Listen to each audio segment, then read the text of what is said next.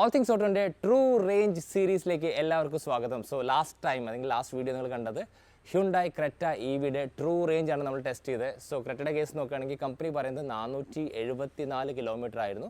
പക്ഷേ നമുക്ക് കിട്ടിയത് അറൗണ്ട് ഒരു 350 to 380 കിലോമീറ്റേഴ്സാണ്. ഇതാണ് ആ ഒരു ക്രെറ്റ വാഹനത്തിൻ്റെ ട്രൂ റേഞ്ച്. സോ ആ വീഡിയോ വന്നതിന് ശേഷം എല്ലാവരും പറഞ്ഞു നെക്സ്റ്റ് ഏത് ചെയ്യണം ചോദിച്ചപ്പോൾ പറഞ്ഞ വാഹനമാണ് BYDയുടെ ആറ്റോ 3.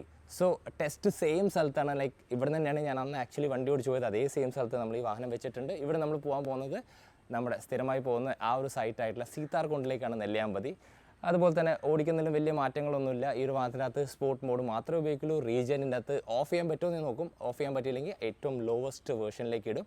അപ്പോൾ ഈ ഒരു വാഹനം ഇതിൻ്റെ ഫുൾ ഓപ്ഷനാണ്. അതായത് ആക്ച്വലി BYDയുടെ ആറ്റോ 3 വരുന്ന 2 ബാറ്ററി പാക്കിലാണ്. ഒന്ന് 50 കിലോ വാട്ടും ഇപ്പോൾ എൻ്റെ കൂടെയുള്ള വാഹനം 60 കിലോ വാട്ടാണ്. ഇത് വെച്ച് കമ്പനി പറയുന്ന റേഞ്ച് എന്ന് പറയുന്നത് 521 പക്ഷേ ഈ ഒരു വാഹനത്തിൻ്റെ NEDC റേഞ്ച് എന്ന് പറയുന്നത് 480. അത് നമ്മൾ ചാർജ് ചെയ്യുമ്പോൾ നമുക്ക് കിട്ടുന്ന റേഞ്ചാണ് 480. സോ നമുക്ക് ഈ വാഹനത്തിൻ്റെ ട്രൂ റേഞ്ച് ചെക്ക് ചെയ്യാം.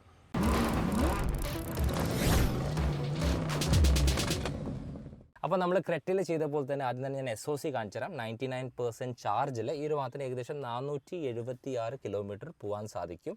സോ സെയിം റൂൾസാണ് നമ്മൾ ഇതിൽ അപ്ലൈ ചെയ്യാൻ പോകുന്നത്. അതായത് സ്പോർട്ട് മോഡിലാണ് വാഹനം ഉള്ളത്. അത് മാത്രമല്ല ഇതിൻ്റെ അകത്ത് റീജനറേറ്റീവ് ബ്രേക്കിംഗ് ഓഫ് ചെയ്യാൻ ഞാൻ ശ്രമിച്ചു. പക്ഷേ ആറ്റോ 3 നമുക്ക് ഓഫ് ചെയ്യാൻ പറ്റില്ല. സോ റീജനറേറ്റീവ് ബ്രേക്കിംഗ് സ്റ്റാൻഡേർഡും അതുപോലെ റേഞ്ച് മോഡ് നമ്മൾ ഡൈനാമിക്കിലിടുന്നു. ഡൈനാമിക്കിലിടുമ്പോൾ എന്ന് വെച്ചാൽ മാക്സിമം കൺസപ്ഷൻ, അതാണ് നമ്മൾ എപ്പോഴും നോക്കാറ്. സോ ഇതിൻ്റെ SOC 471 മാറി. ഇനി നമുക്ക് ഈ വാഹനത്തിനെ പുഷ് ചെയ്ത് ഡ്രൈവ് ചെയ്യാം. നെല്ലിയാമ്പതി പോയി വരാം. തിരിച്ച് ഇവിടെ എത്തിയതിൻ്റെ ശേഷം സ്ഥിരം നമ്മൾ നോക്കുന്ന പോലെ തന്നെ കാൽക്കുലേഷൻസ്.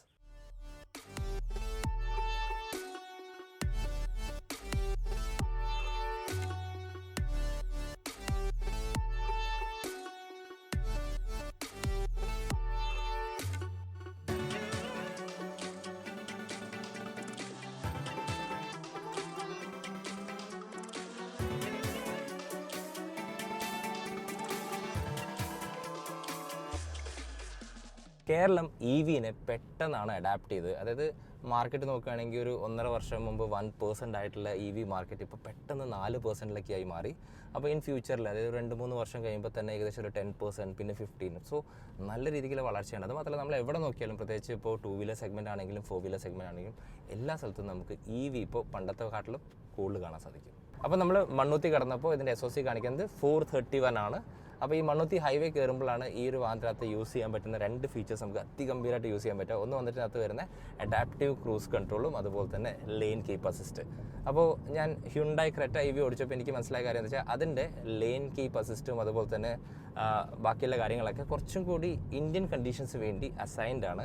ഇപ്പോൾ ഞാൻ എക്സാമ്പിളായിട്ട് കാണിച്ചു തരാം. അതായത് ഇപ്പോൾ ഈ 2 ലെയിൻ്റെ ഇടയ്ക്ക് എനിക്ക് വണ്ടീനെ കൈയെടുത്ത് ഓടിക്കാൻ പറ്റും. അപ്പോൾ കൈയെടുത്ത് ഓടിക്കുമ്പോൾ ഗുണം എന്താ വെച്ചാൽ പക്കയാണ്, ലൈക്ക് ആ ഒരു ലെയിൻ്റെ ഇടയ്ക്കാണ് വണ്ടി ഓടുന്നത്. പക്ഷേ ആ ഒരു ഡ്യൂറേഷൻ ഉണ്ടല്ലേ, ആ ഡ്യൂറേഷൻ ഈ ഒരു വാഹനത്തിന് വളരെ കുറവാണ്. അപ്പോൾ കണ്ടോ, അതായത് ഇപ്പോൾ നിങ്ങൾക്ക് ആ ഒരു ചൈം ശബ്ദം കേട്ടു തുടങ്ങി. കുറച്ച് കഴിഞ്ഞാൽ ചൈം ശബ്ദം കുറച്ചും കൂടി കൂടും. സോ ദാറ്റ് അത് ഡിസ്കണക്റ്റ് ആയി. അപ്പോൾ ക്രെറ്റ ഓടിക്കുമ്പോൾ എന്താ ഗുണം എന്താ വെച്ചാൽ നമുക്ക് ഏകദേശം ഒരു 1 മിനിറ്റോളം നമുക്ക് കൈവിട്ട് വണ്ടി ഓടിക്കാൻ സാധിക്കും. സോ ഈ ഒരു വാഹനം ഇന്ത്യക്ക് വേണ്ടി അല്ല ഉണ്ടാക്കിയിട്ടുള്ള, ഇതൊരു പുറത്തുനിന്ന് വരുന്ന ഒരു വാഹനം ആയതുകൊണ്ടായിരിക്കും ചിലപ്പോൾ ഇത്. പക്ഷേ അതിലെനിക്ക് ആ ഒരു വ്യത്യാസം ഫീൽ ചെയ്തു. പക്ഷേ ബാക്കിയുള്ള വർക്കിംഗ് കണ്ടീഷൻസ് ഒക്കെ പ്രോപ്പറാണ്. സോ നമ്മളിവിടെ ക്രൂസ് ചെയ്യുന്നത് നമ്മുടെ സ്ഥിരം ക്രൂസിങ് സ്പീഡായിട്ടുള്ള 100 കിലോമീറ്ററിൻ്റെ മുകളിലാണ്. അപ്പോൾ BYD എന്നൊരു ബ്രാൻഡിനെ കുറിച്ച് നമ്മൾ നോക്കുകയാണെങ്കിൽ ഇപ്പോഴാണ് മിക്ക ആളുകൾക്ക് ഇത് അറിഞ്ഞു തുടങ്ങിയത്. പക്ഷേ ആക്ച്വലി 2007 മുതൽ ഈ ഒരു ബ്രാൻഡ് ഇന്ത്യയിലുണ്ട്. അപ്പോൾ 2007 ഈ ആക്ച്വലി ചിപ്പ് മാനുഫാക്ചർ ആയിട്ടാണ് വന്നത്. അതിനുശേഷം ഇവർ ഇലക്ട്രിക് ബസ്സുമായിട്ട് വന്നു. അതിനുശേഷമാണ് ഇവർ നമ്മുടെ കാറുകളൊക്കെ ആയിട്ട് വരുന്നത്. അപ്പോൾ ഈ ഒരു ബ്രാൻഡിൻ്റെ ഏറ്റവും വലിയ പ്രത്യേകത എനിക്ക് ഫീൽ ചെയ്തതെന്ന് വെച്ചാൽ നമുക്ക് 100% വിശ്വസിക്കാൻ പറ്റും on the basis of EV. എൻ്റെ റീസൺ എന്താ വെച്ചാൽ ഇപ്പോൾ ഈ ഒരു BYD ആറ്റോ 3ൻ്റെ കേസ് നോക്കുകയാണെങ്കിൽ എല്ലാ കാര്യങ്ങളും, അതായത് ഒരു EV ഉണ്ടാക്കാൻ വേണ്ട എല്ലാ സംഭവങ്ങളും ഇവരുടെ കയ്യിൽ തന്നെ ഉണ്ട്. അത് ഇൻ ഹൗസ് ഉണ്ട്.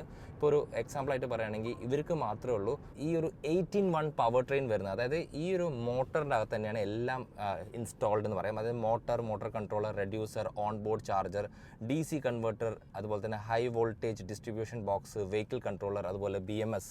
അപ്പോൾ ഈ എല്ലാ കാര്യങ്ങളും ഈ ഒരു വാഹനത്തിൻ്റെ ആ ഒരു മോട്ടറിൻ്റെ അകത്ത് തന്നെ അവർ അസൈൻ ചെയ്തിട്ടുണ്ട്. അതെനിക്ക് തോന്നുന്നു വേറെ ഒരു ബ്രാൻഡിനില്ല. അപ്പോൾ ഇതാണ് ഇവരുടെ ഏറ്റവും വലിയ ഹൈലൈറ്റ്. അത് ഞാൻ പറയാൻ ഉദ്ദേശിച്ചത്രേ ഉള്ളൂ. അതായത് EV എന്നൊരു സെറ്റപ്പിൻ്റെ അകത്ത് ഇവർ അഗ്രഗണ്യന്മാരാണ്.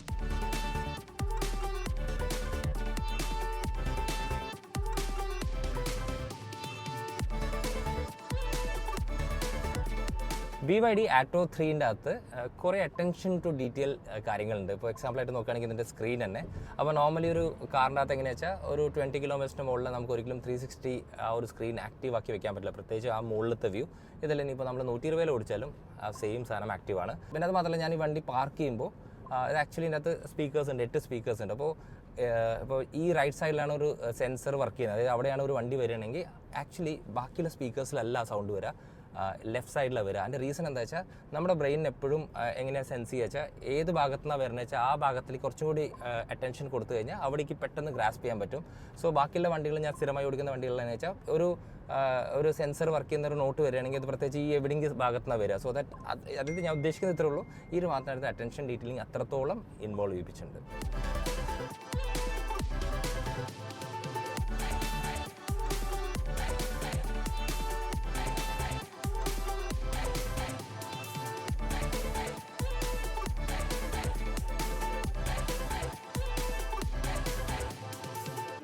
അപ്പോൾ നമ്മൾ ഇതേ റൂട്ടിലൂടെയാണ് ക്രെറ്റ EV ഓടിച്ചത്. അപ്പോൾ ഓബിയസ്ലി ഒരു കമ്പാരിസൺ വരും. അപ്പോൾ എനിക്ക് തോന്നിയെന്ന് വെച്ചാൽ ക്രെറ്റ EVയെക്കാളും ഈ മാത്രമകത്ത് NVH ലെവൽസ് നല്ല രീതിക്ക് BYDക്ക് കൺട്രോൾ ചെയ്യാൻ സാധിച്ചിട്ടുണ്ട്.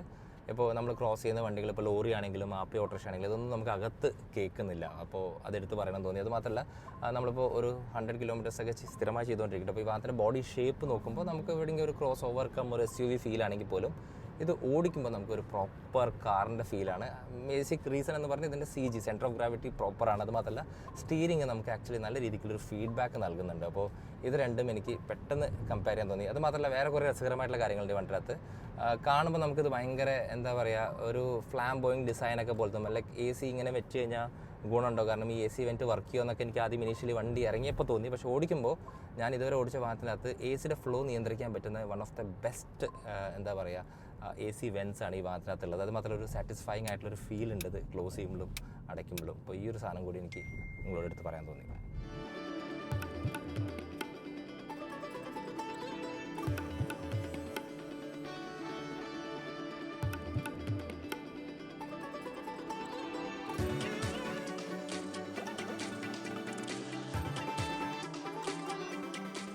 അങ്ങനെ നമ്മൾ ഹൈവേ നിന്ന് ഡൈവേർട്ട് ചെയ്തിട്ട് നമ്മുടെ നെക്സ്റ്റ് സെക്ഷൻ ഓഫ് റോഡിലേക്ക് പോവുകയാണ്. അപ്പോൾ ഇതിനകത്ത് SOC കാണിക്കുന്നത് 389 ആണ്.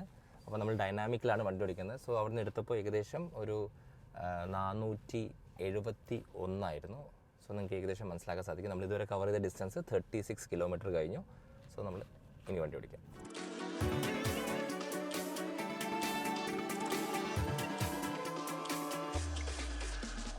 ലാസ്റ്റ് ടൈം നമ്മൾ ഈ റൂട്ടിൽ വന്നപ്പോൾ സമയം ഏകദേശം ഒരു 9-9:30 സമയമായിരുന്നു. അപ്പോൾ കുറച്ച് ട്രാഫിക് ഉണ്ടായിരുന്നു. അപ്പോൾ കുറച്ച് കൂടുതൽ റീജൻ ചെയ്തു. ഇന്ന് ഖാലി റോഡാണ്, പോണത് 80-85 കിലോമീറ്റർ സ്പീഡിലാണ്. സോ റീജൻ കുറച്ച് കുറവാണ് ഇന്നത്തെ ഡ്രൈവിൽ സംഭവിച്ചുകൊണ്ടിരിക്കുന്നത്.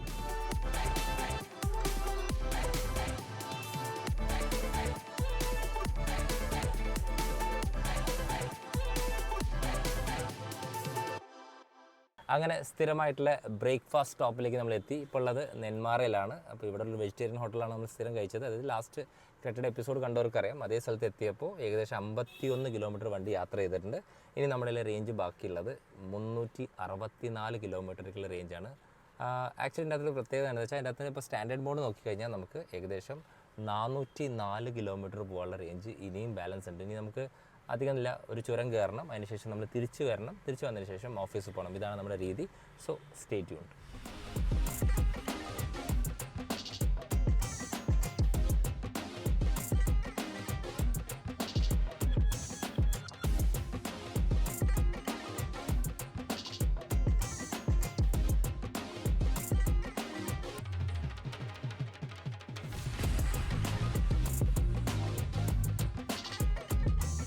അപ്പോൾ നമ്മൾ രണ്ടാമത്തെ സ്റ്റോപ്പിലെത്തിയിട്ടുണ്ട്. SOC ഇവിടെ കാണിക്കുന്നത് 350 കിലോമീറ്റർ ആണ്. ഞാൻ വണ്ടി എടുത്തപ്പോൾ ഓഫീസിൽ നിന്ന് അത് 471 ആയിരുന്നു ഡൈനാമിക് മോഡിൽ.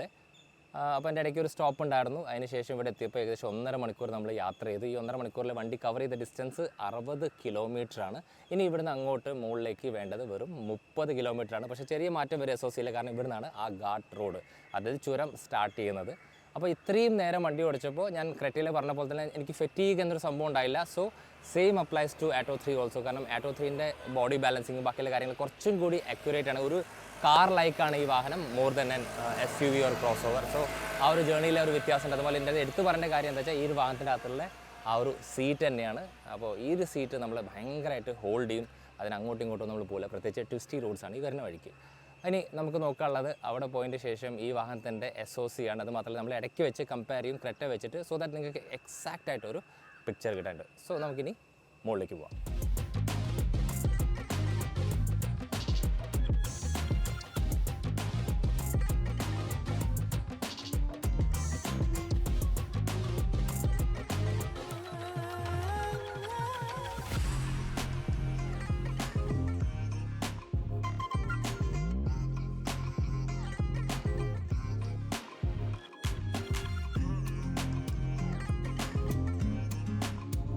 കഴിഞ്ഞ വട്ടം മുകളിലേക്ക് കയറുമ്പോൾ പ്രത്യേകിച്ച് ഫോറസ്റ്റ് ചെക്ക് പോസ്റ്റിന് പറഞ്ഞിട്ടുണ്ടായിരുന്നു ആനയും പുലിക്കുള്ള സാധ്യത ഉണ്ടെന്ന്. ഇന്ന് പ്രത്യേകിച്ച് ഒന്നും പറഞ്ഞില്ല, കുറച്ച് നേരത്തെയാണ് നമ്മൾ കയറുന്നത്. അപ്പോൾ ഞാനിവിടെ പറയാൻ ഉദ്ദേശിക്കുന്നത് വെച്ചാൽ നമ്മൾ ക്രെറ്റയായിട്ട് ഡ്രൈവ് ചെയ്തിട്ട് മുകളിലേക്ക് എത്തിയപ്പോൾ അതിൻ്റെ അകത്ത് SOC കാണിച്ചത് ഏകദേശം 251 കിലോമീറ്റേഴ്സാണ്. അപ്പോൾ നമ്മൾ സ്റ്റാർട്ട് ചെയ്തിട്ട് താഴ്ന്ന ചുരം കയറാൻ ഇപ്പോൾ 340 കാണിക്കുന്നത്. അപ്പോൾ നമുക്ക് ഈ ഒരു വാഹനത്തിൻ്റെ ആറ്റോ 3യുടെ SOC മുകളിൽ പോയിട്ട് ചെക്ക് ചെയ്യാം എത്ര ഉണ്ടെന്നുള്ളത്.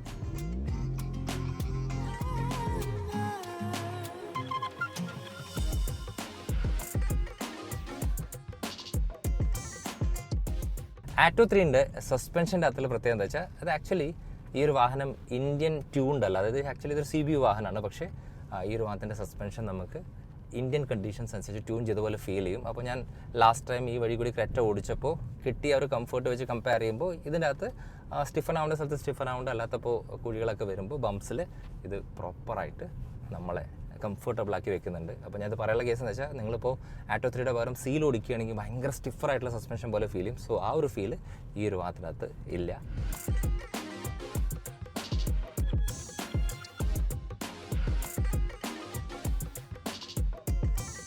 അപ്പോൾ ഈ വണ്ടിയുടെ അകത്ത് ഞാൻ പറഞ്ഞു കുറേ സ്ഥലത്ത് ചെറിയ ചെറിയ മൈന്യൂട്ട് കാര്യങ്ങൾ പോലും BYD ശ്രദ്ധിച്ചിട്ടുണ്ട്, അത് നമ്മൾ പോലും ശ്രദ്ധിക്കാറില്ല. അപ്പോൾ രണ്ട് അഭിപ്രായമാണ് ഇതിൻ്റെ ഇൻസ്ട്രുമെൻറ്റ് ക്ലസ്റ്ററിനെ കുറിച്ച്.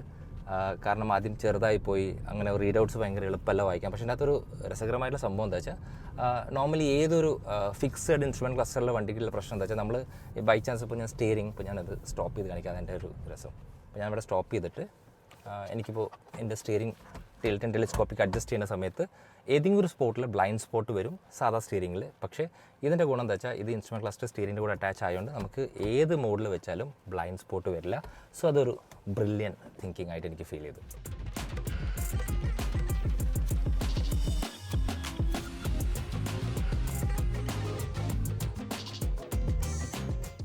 ആക്ച്വലി എവിടെയും സ്ലോ ഡൗൺ ചെയ്യുന്നില്ല, അതായത് ഒരു നമുക്ക് ഓടിക്കാൻ പറ്റുന്ന സ്പീഡ് ഹോണൊക്കെ അടിച്ചിട്ടാണ് പോകുന്നത്. പക്ഷേ എന്നാലും ഒരു 40 കിലോമീറ്റേഴ്സിൻ്റെ മുകളിൽ കീപ്പ് ചെയ്യാൻ നമ്മൾ ശ്രമിക്കുന്നുണ്ട്. അപ്പോൾ ഈ ഒരു വാഹനം ആറ്റോ 3 ആയതുകൊണ്ട് അതൊരു വലിയൊരു ബോഡി റോൾ നമുക്ക് ഫീൽ ചെയ്യില്ല. അതുകൊണ്ട് നമുക്ക് ഏകദേശം ഒരു 45 to 50 ഈ ചുരത്തിൽ ചെയ്യാൻ സാധിക്കുന്നുണ്ട്.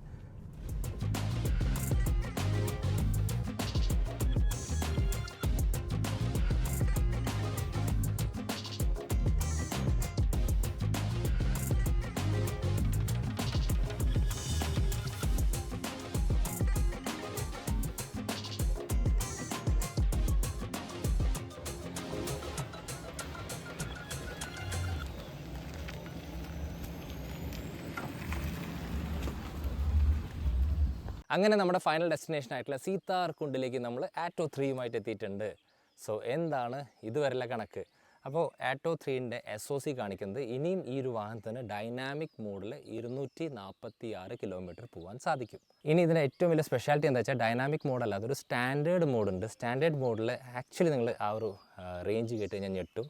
താഴെ അതൊരു 400ൻ്റെ താഴെയാണെങ്കിൽ ഇപ്പോഴും ഇതിൻ്റെ അകത്ത് 300 കാണിക്കുന്നുണ്ട്. അതായത് കൃത്യമായി പറയുകയാണെങ്കിൽ 298 കിലോമീറ്റേഴ്സ് ഈ വാഹനത്തിന് സ്റ്റാൻഡേർഡ് മോഡിൽ യാത്ര ചെയ്യാൻ സാധിക്കും. സോ ഇതാണ് BYDയുടെ പ്രത്യേകത. സോ ബ്ലേഡ് ബാറ്ററി ടെക്നോളജിയുടെയും അതുപോലെ തന്നെ ഈ വാഹനത്തിൻ്റെ ആ ഒരു BMS ഞാൻ പറഞ്ഞത് മൊത്തത്തിലൊരു എന്താ പറയുക ഒരു ക്ലബ്ഡ് ആയിട്ടുള്ള ഒരു സംഭവമാണ്. അപ്പോൾ അതിൻ്റെയൊക്കെ പ്രത്യേകതയായിട്ടാണ് എനിക്കത് ഫീൽ ചെയ്തിട്ടുള്ളത്. ഇനി ഈ വാഹനത്തെക്കുറിച്ച് നോക്കുകയാണെങ്കിൽ ഞാൻ ആക്ച്വലി ഇവിടെ എത്തിയത് അറിഞ്ഞില്ല. റീസൺ എന്താ വെച്ചാൽ ഞാൻ സ്ഥിരമായി പറഞ്ഞ പോലെ തന്നെ ഇതൊരു കാർ ലൈക്ക് ഫീലാണ് എനിക്ക് ഈ വാഹനം നൽകിയത്. രണ്ടാമത്തെ കേസ് ക്രെറ്റ വെച്ച് കമ്പയർ ചെയ്യുമ്പോൾ ഈ വാഹനം ഞാൻ ഓടിച്ചത് കുറച്ചും കൂടി പുഷ് ചെയ്തത്. കാരണം എനിക്ക് ധൈര്യം ഉണ്ടായിരുന്നു, കാരണം ആറ്റോ 3 ആണ്, അങ്ങനെ ബ്ലേഡ് ബാറ്ററി ടെക്നോളജി കാരണം പെട്ടെന്ന് റേഞ്ച് ഇറങ്ങിപ്പോയില്ല. അതുകൊണ്ട് ഒരു 40-45 കിലോമീറ്റേഴ്സിൽ ചുരം കയറുന്ന ആ ഒരു സ്ഥലത്ത് ഞാൻ ഇതിനൊരു 60 to 70 വരെ ഓടിച്ചു. ലീഗൽ സ്പീഡ്സ് ആണോ എന്ന് ചോദിച്ചു കഴിഞ്ഞാൽ സേഫർ ആയിട്ടുള്ള സിറ്റുവേഷനിൽ ഓടിച്ചു. കാരണം നമ്മുടെ ഉദ്ദേശം വേറെ ഒന്നുമില്ല, ഇതിനെ മാക്സിമം ടെസ്റ്റ് ചെയ്യണം. അതുപോലെ AC ഇടേണ്ട ആവശ്യമില്ല, അത്രത്തോളം കോടമഞ്ഞൊക്കെ ഉണ്ട്. പക്ഷേ നമ്മൾ AC ഇട്ട് വന്നു, കാരണം അതും ഫുൾ ബ്ലോവർ സ്പീഡിൽ, സോ ദാറ്റ് അത്രയും ഇത് കൺസപ്ഷൻ ചെയ്യാൻ വേണ്ടിയിട്ട്. സോ ഇന്നത്തെ ഒരു എൻഡ് റിസൾട്ട് ഫ്രം സീതാർകുണ്ട് എന്താ വെച്ചാൽ ഇതിൻ്റെ SOC കാണിക്കുന്നത് 246 ആണ്. ഇനി നമ്മൾക്ക് ഈ ഒരു വാഹനമായിട്ട് നേരെ തിരിച്ചു പോകുന്നത് നെന്മാറയിലാണ്. അവിടെ പോയതിന് ശേഷം ആ ഒരു സ്പോട്ട് നമ്മൾ സ്ഥിരമായ ഒരു സ്പോട്ട് ഫിക്സ് ചെയ്തിട്ടുണ്ട്. അവിടെ പോയിട്ട് ഇതിൻ്റെ SOC വീണ്ടും ചെക്ക് ചെയ്യും. അപ്പോൾ ക്രെറ്റയുടെ പ്രത്യേകത എന്ന് വെച്ചാൽ ക്രെറ്റ ഇവിടുന്ന് എനിക്ക് ഏകദേശം കറക്റ്റ് ആണെങ്കിൽ 251 257 എന്തായിരുന്നു ഓർമ്മയില്ല, ആ ഒരു റേഞ്ച് വെച്ച് താഴെ എത്തിയപ്പോൾ ആ സാധനം ഒരു 1-2 കിലോമീറ്റർ കൂടിയിട്ടുണ്ടായിരുന്നു. സോ ഈ ഒരു വാഹനത്തിൻ്റെ ആ ഒരു BMS എങ്ങനെ പ്രവർത്തിക്കുന്നു നമുക്ക് നോക്കാം.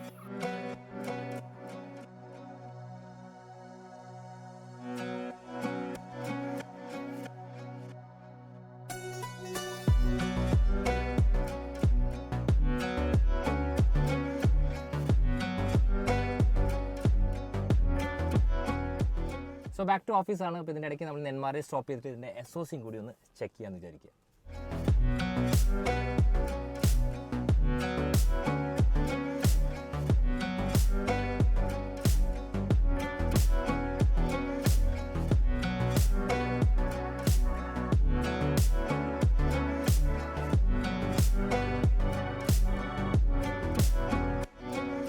അപ്പോൾ നെല്ലിയാമ്പതിന് തിരിച്ചു പോകുന്ന വഴിക്ക് പോപ്സ് എസ്റ്റേറ്റിൽ നിന്ന് ഇറങ്ങുന്ന സമയത്തുള്ള റോഡൊക്കെ വമ്പൻ മോശമാണ്. അതുമാത്രമല്ല ഈ ഒരു വാഹനത്തിൻ്റെ ഗ്രൗണ്ട് ക്ലിയറൻസ് നോക്കുകയാണെങ്കിൽ 178 mm ആണ്. എന്നിട്ടും നമുക്ക് എവിടെയും വളരെ അടി തട്ടിയിട്ടില്ല. സോ ബാറ്ററി വണ്ടി ഓടിക്കുന്ന ആൾക്കാരുടെ ഏറ്റവും വലിയ പ്രശ്നം എന്താ വെച്ചാൽ അടി തട്ടി അവിടെ എവിടെയെങ്കിലൊക്കെ ഹിറ്റ് കിട്ടുമെന്നാണ്. പക്ഷേ അങ്ങനെയൊന്നും ഈ ഒരു വാഹനത്ത് സംഭവിച്ചിട്ടില്ല. സോ നമ്മുടെ റോഡ് കണ്ടീഷൻസ് അനുസരിച്ച് നമുക്ക് ധൈര്യത്തോടെ ആറ്റോ 3യുമായിട്ട് എവിടെ വേണമെങ്കിലും യാത്ര ചെയ്യാം.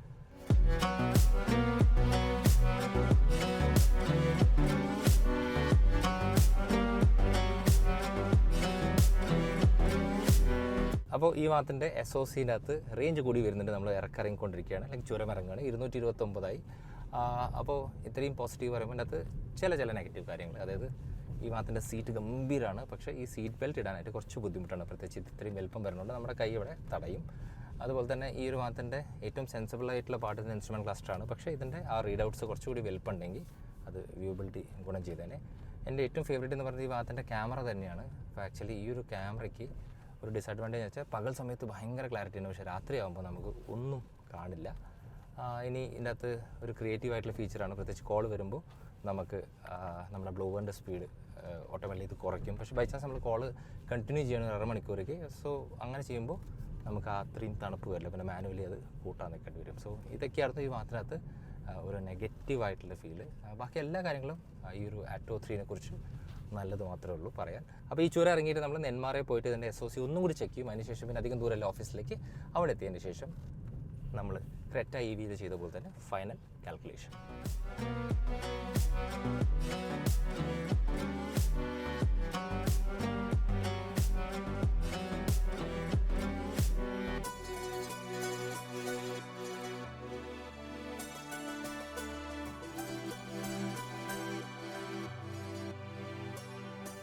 അങ്ങനെ ചുരം ഇറങ്ങിയിട്ട് നമ്മളിപ്പോൾ നെന്മാറ എത്തിയിട്ടുണ്ട്. ഇതേ സെയിം സ്ഥലത്താണ് ക്രെറ്റ ഇവിടെ SOC നമ്മൾ ചെക്ക് ചെയ്തത്. സോ ഇതിനകത്ത് കാണിക്കുന്നതനുസരിച്ച് 58% ഉണ്ട് ആറ്റോ 3യിൽ. അത് വെച്ചിട്ട് ഇതിന് 244 കിലോമീറ്റർ പോകാൻ പറ്റും ഡൈനാമിക്കിൽ. ഇനി ഞാനതിപ്പോൾ സ്റ്റാൻഡേർഡ് ചെക്ക് ചെയ്യുകയാണെങ്കിൽ ഏകദേശം 280 കിലോമീറ്റേഴ്സാണ്.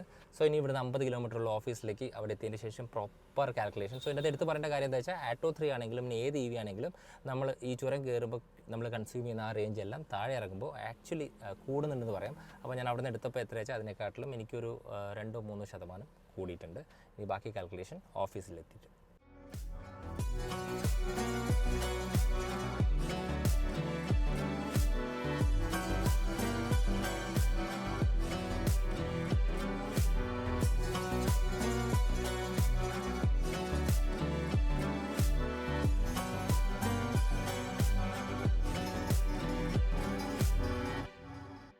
സമയം 1 മണിയായിട്ടുണ്ട്. അപ്പോൾ നമ്മൾ ഓഫീസിൽ തിരിച്ചെത്തി.